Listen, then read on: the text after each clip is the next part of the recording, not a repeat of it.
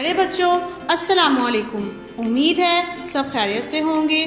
سبق کا باقاعدہ آغاز کرنے سے پہلے بسم اللہ الرحمن الرحیم پڑھتے ہیں۔ آئیے سبق کا آغاز کرتے ہیں۔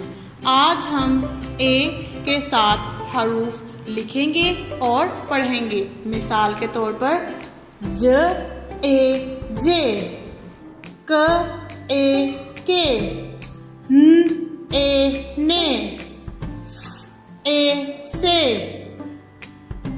اے اے اے، ل اے لے، ہ اے ہے، ت اے تے، ٹ اے ٹے، ک اے کے۔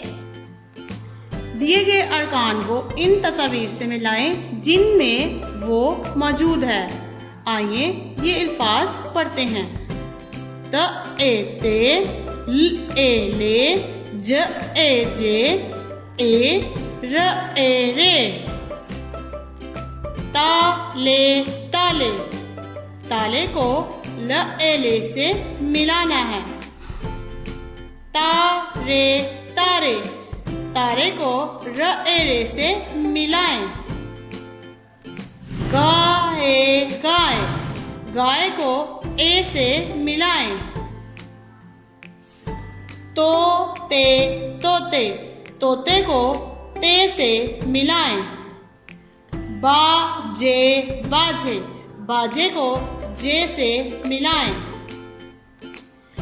پیارے بچوں، امید ہے آج کا سبق آپ کو اچھے سمجھ آ گیا ہوگا۔ اپنا خیال